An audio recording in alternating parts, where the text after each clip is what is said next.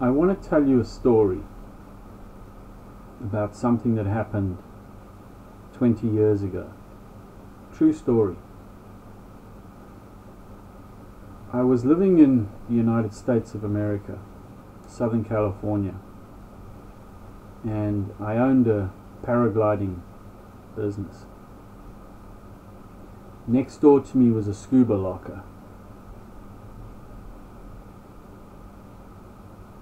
There was a gentleman by the name of Dwayne and his wife who were joint clients of both the scuba locker and us, this paragliding.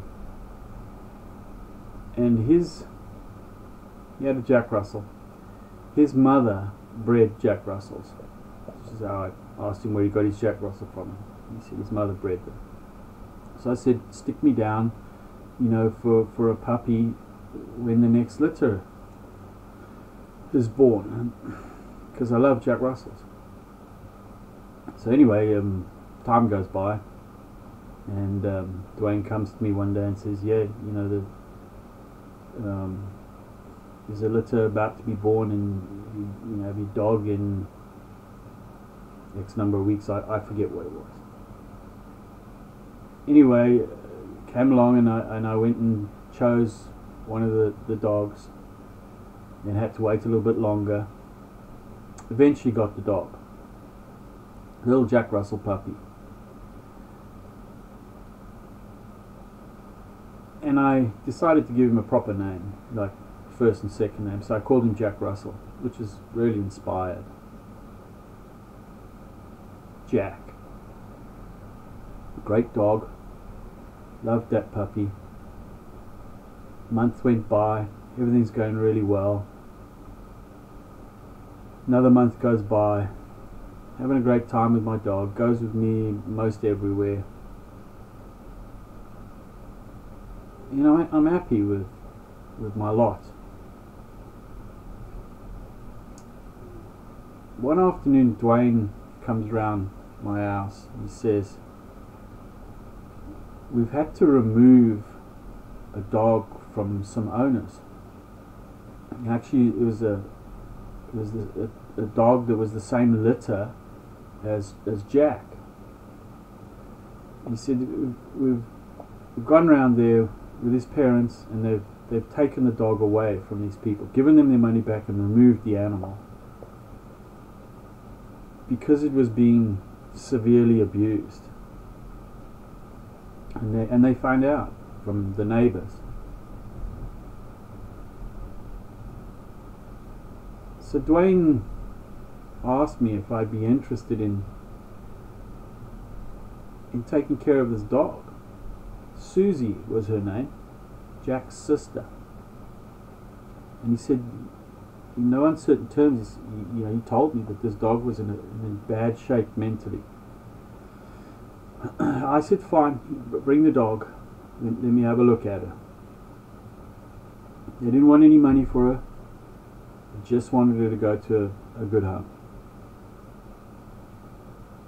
Because they cared. They actually cared enough to go around and remove one of their dogs from somebody else's premises.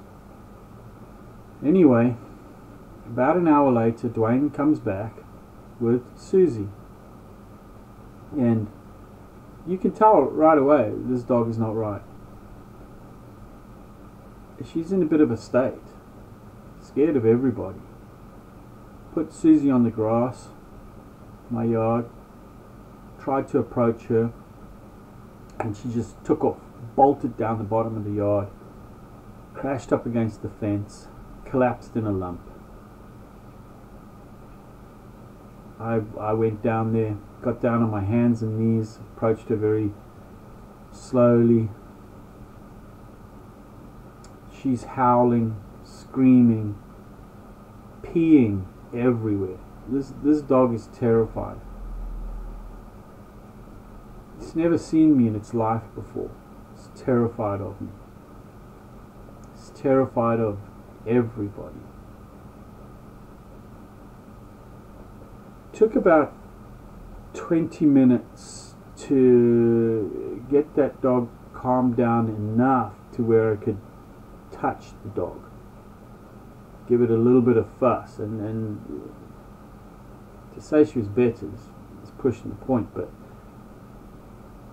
about 2 hours to be able to pick that dog up without it howling and screaming and peeing everywhere.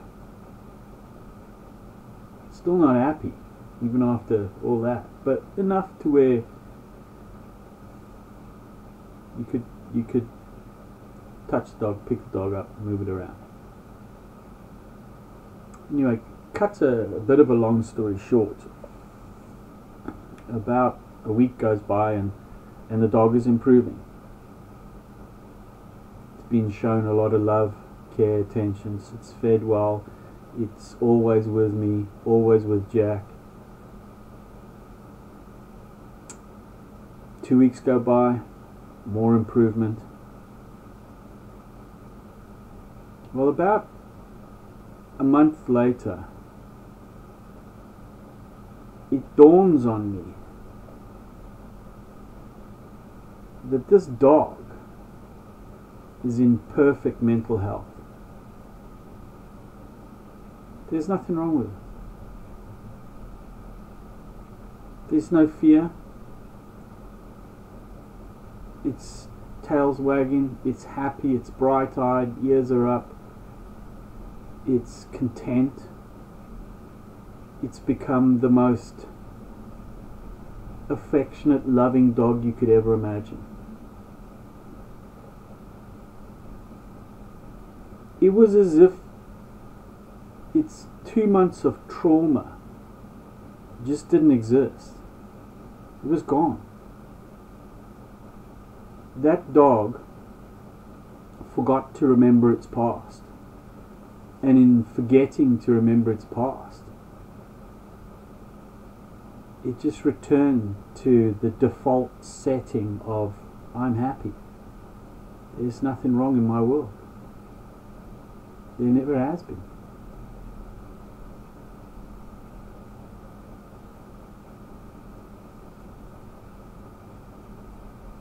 The mistake,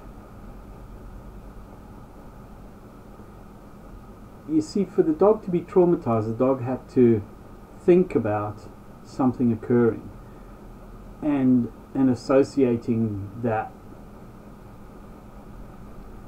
And for any person to experience an unpleasant emotion, fear, you have to think about it.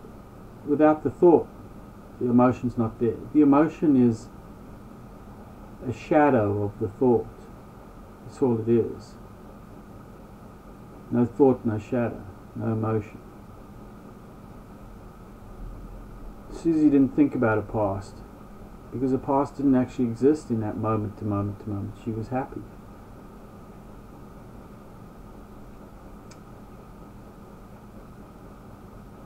The mistake would be to think that human beings are different to that. They aren't. The moment a human being stops thinking about something traumatic in their past, in that instant that they stop thinking about it, the emotion disappears along with the thought, and it's gone.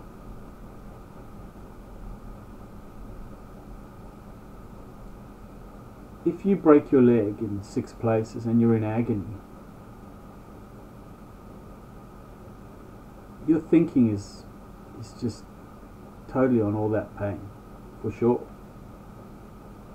If somebody does something silly or funny, it's even possible to have some kind of a little giggle for an instant about, somebody just doing something really stupid while you're in pain. But that's going to be so fleeting because the actual reality of the physical pain is so real. It's real.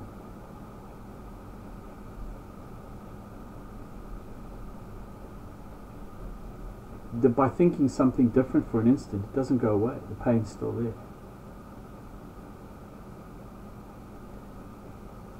Mental pain is not the same thing. Because mental pain is nothing more than a reflection of your thinking. It's a reflection of thoughts. Pain, the mental anguish doesn't actually exist as a thing, like a broken leg in 6 places. It doesn't exist. You can't receive scar tissue from a thought.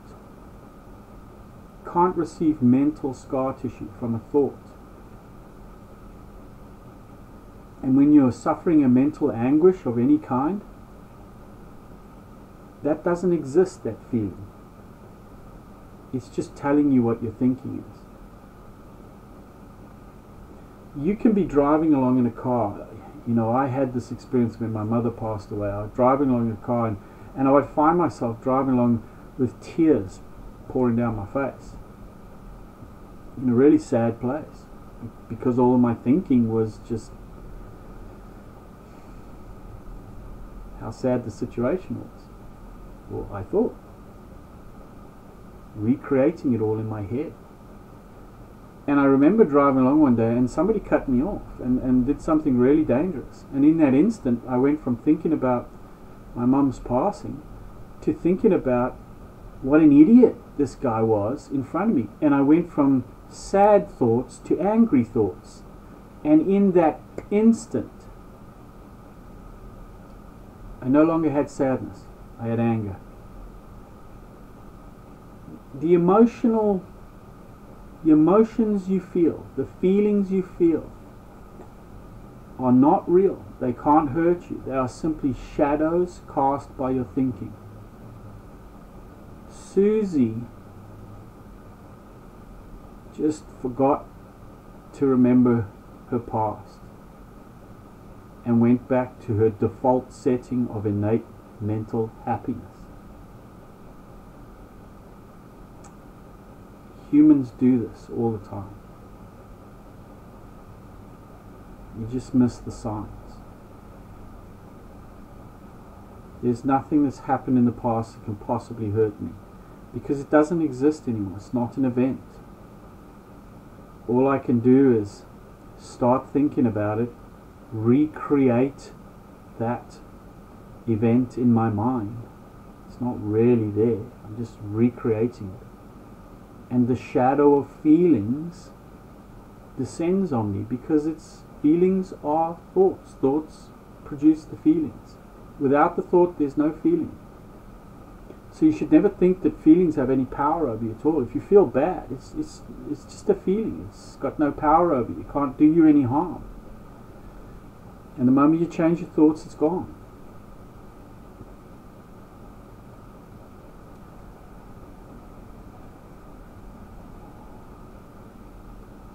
Somebody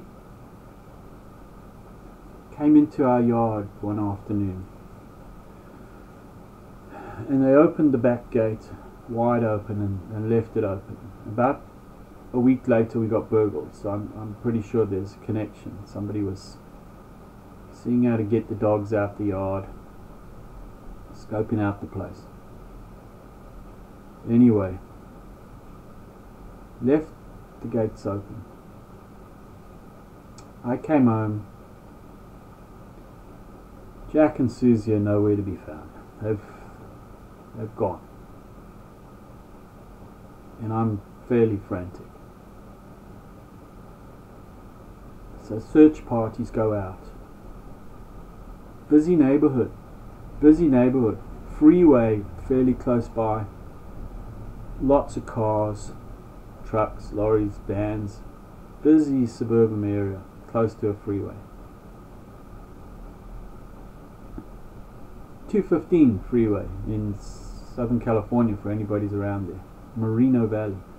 Anyway, I'm frantic. Search parties go out. About a half hour later, I find Jack. He's prancing around in a field of grass, looking for mice and stuff. Huge relief, number one, to get the first dog back.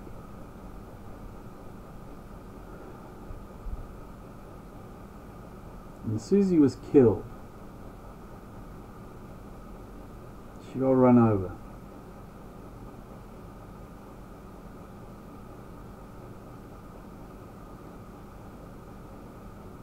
She had a good life as a puppy. Then she had 2 months of real agony. And then she had a couple months of blissfully living again with no past bothering her at all. And then she was dead. Not even a year old.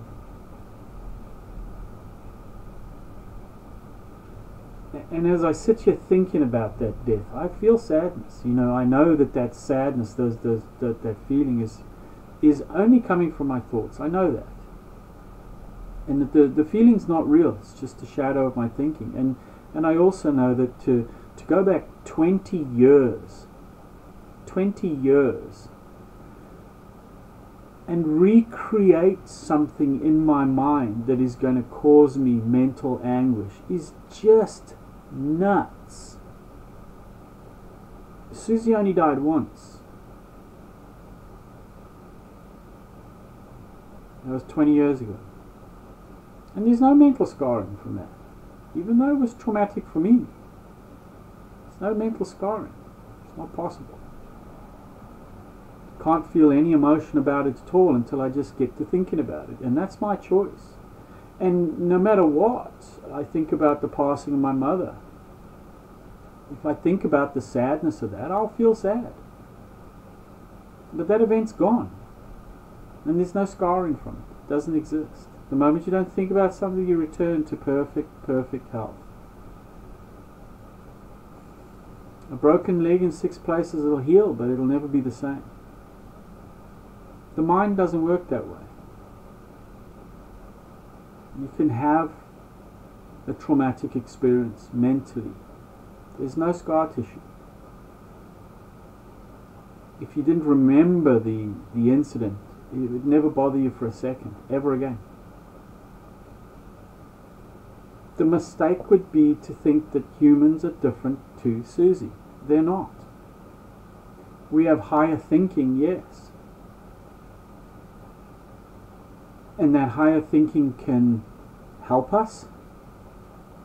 But in terms of allowing us to constantly go back and revisit the past and reconstruct the past and then live all those emotions again, it's nuts. It's not an advantage. If you go back in the past and you learn a valuable lesson, that's fine. It has a place. Me going back 20 years and telling you about Suzie, there's some sadness in there, but there's a really, really valuable lesson.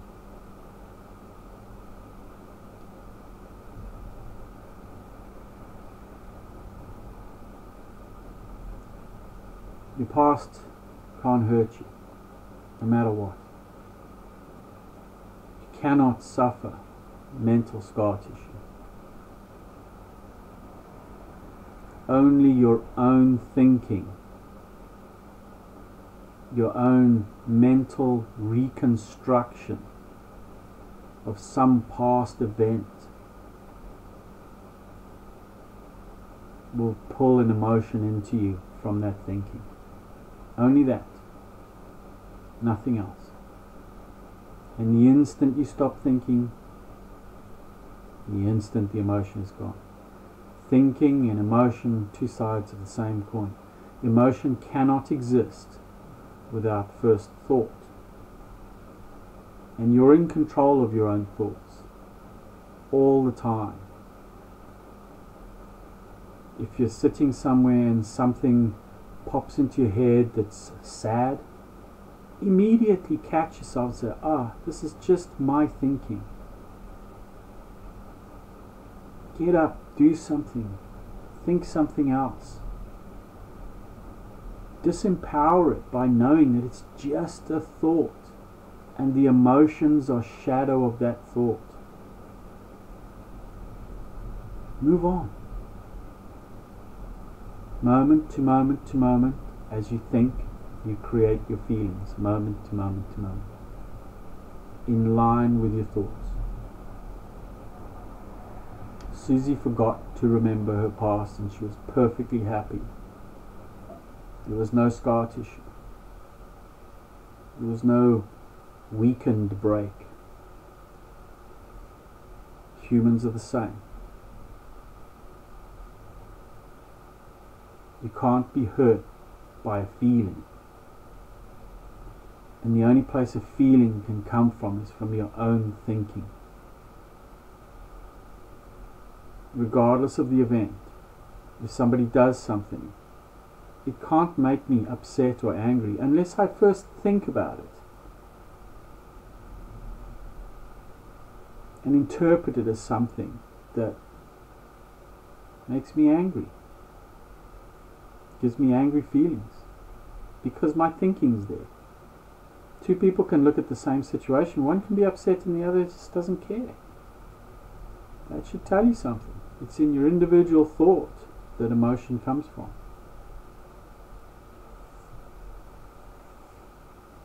You don't have to suffer your past, because your past isn't tagging along, tapping you on the shoulder. That's just your thoughts.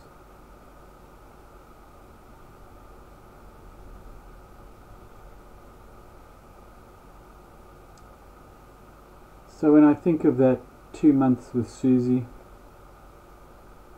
I mean, she was really happy, great dog.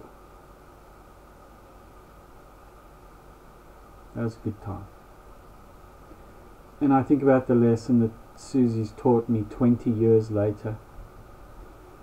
That's really valuable. That's really valuable.